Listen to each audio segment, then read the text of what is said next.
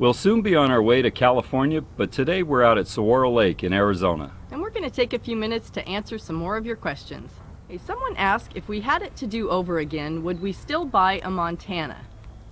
And for me, I'd say probably yes. We've seen a lot of RVs and different floor plans and different manufacturers. And although we've seen a couple Cedar Creeks that we kind of like the floor plan for, I'm not sure about the construction or anything. So we've been pretty happy with the Montana. So I would say probably we would go that route again. We've had some friends that have Cedar Creeks, or we have some friends that have Cedar Creeks, and they like them, and we haven't seen anything wrong with them. So those look nice. We also looked at some landmarks, and I think they're a little bit on the pricey end for us, but those look pretty good. I guess probably my only reservation, or my main reservation, would be with some of the customer support directly at the manufacturing plant. I had met an individual at one of the RV shows that's a vice president of something over there, and he assured me on the phone in great detail that he was going to do a few things for us with the RV. And after a year and a half of repeatedly contacting and leaving messages and emails and everything to get him to follow through on the phone call that we had, for whatever reason they went unanswered, and when we contacted someone else at the company, they basically told us, yeah, we're aware of this individual does work here, but we can't see his emails. So they left it at that. So I guess other than that, I would say as far as the unit's concerned, we've had another motorhome and another pool trailer, but this is the first fifth wheel that we've had. And as far as the fifth wheel goes, it's been really great for us. I mean, there's minor cosmetic things that have went wrong, some minor difficulties and things, but we've seen these already as potential problems in other models that we looked at, so we think it's kind of probably par for the course with these things. And going down the road, they're like earthquake is going on. So yeah, I'd say we probably would go that route again. Another question that we received that's somewhat related is, would we go with a fifth wheel again if we were making the decision all over again? And I'd say at the current time, we're a few years into this, going into our third year with it, and we feel very good about it. I think that I would definitely go with the fifth wheel. We certainly see uses for motorhomes and Class C's, Class A's, the vans and cars even. We've seen people fit into those very well and do quite well with them. We don't have any preference against any other type of recreational vehicle. This one just happens to work for the type of lifestyle that we planned and the kind of travel that we plan on doing. So this has been working real well for us. If we were doing a different style, we might look at a different type of vehicle, but fifth wheel has been really good. It handles well on the road, and we feel that we have a really great living space when we're parked. Yeah, so for us, we're really happy that we went fifth wheel. Yes, definitely. We get asked quite often about how Berkeley is with the traveling. And as far as when we're traveling in the truck, he does really well.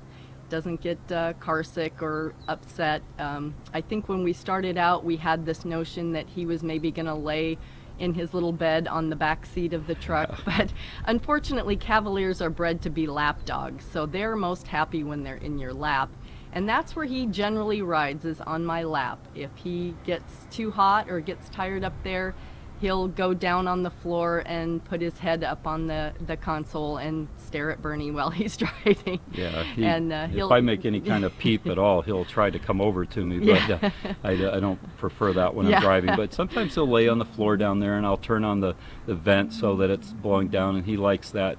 He's been extremely comfortable. He likes being right next to us, though. He's pretty much happy as long as he's with us, so.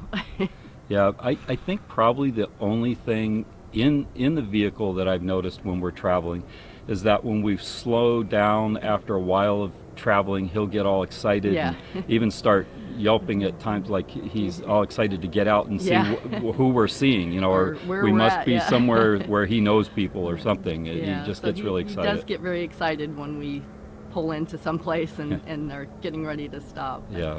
other than that, he does great. We were asked something that I think is a really good question, and that's, how do we feel about leaving family? You know, I think most people mean that initially, when you're pulling out of that house you've lived in for years, or that apartment, or wherever you're at, and you're just going to leave loved ones behind and take off across the country. You know, what does that feel like? How does it make you feel? How are you able to do this? And to be honest, it is a difficult thing to leave people that you love and you enjoy being around. We've kind of handled this in different ways. One, it was good for us to get out and to do some things, so that kind of made it a little bit easier.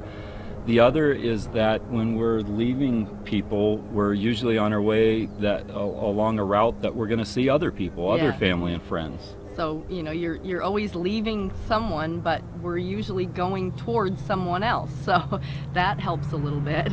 Yeah, and you can basically schedule your time so that you can spend significant time with others. Another thing that you could do is have them come and be with you where you're at for a while. And if that's not possible, maybe you can pick a rendezvous point where you all meet at the beach somewhere. Yeah.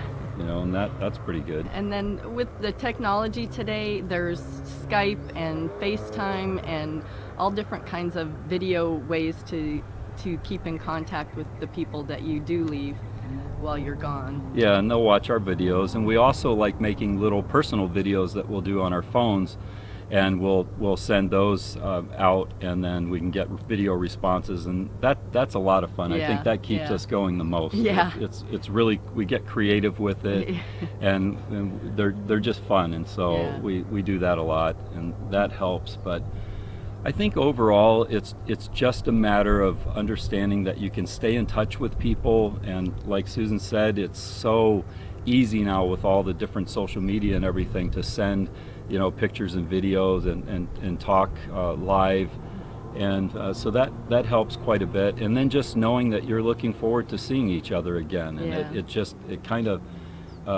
it's fun, it's exciting, you know, when you look at it that way. You know, with this lifestyle, it's allowed us to see family and friends that are far away much more often than we could before, when we had to, you know, schedule a flight or something and just come once every couple of years. Now we can come much more often, or see other people that we haven't been able to see for a long time. So it's been really great overall. I mean, even though it is a little bit of a difficulty at first, overall it's a good thing, I think. Yeah, I think so. Several people have asked how to contact us and what's the best way to get in touch with us. I'd say probably the best way is on our website, wildonthego.com, and you can reach us through the email on that.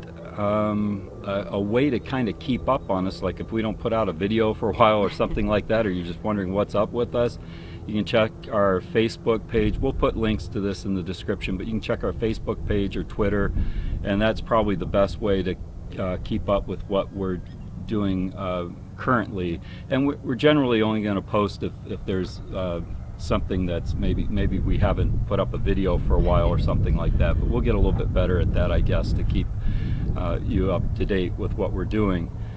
And then the other way, we've also been asked about how people can contact us through U.S. mail or send us things and stuff like that. If that's something that you want to do, we'll put a link in the description to our currently available address on our website, and that way we can update that one page with our current mailing address based on where we're at, so that we can have people get things to us from those locations. So we'll keep those things up to date with any changes. But I'd say probably Twitter's a good place, or Facebook, to just look, and if it's been a while since you've heard from us, we probably update there.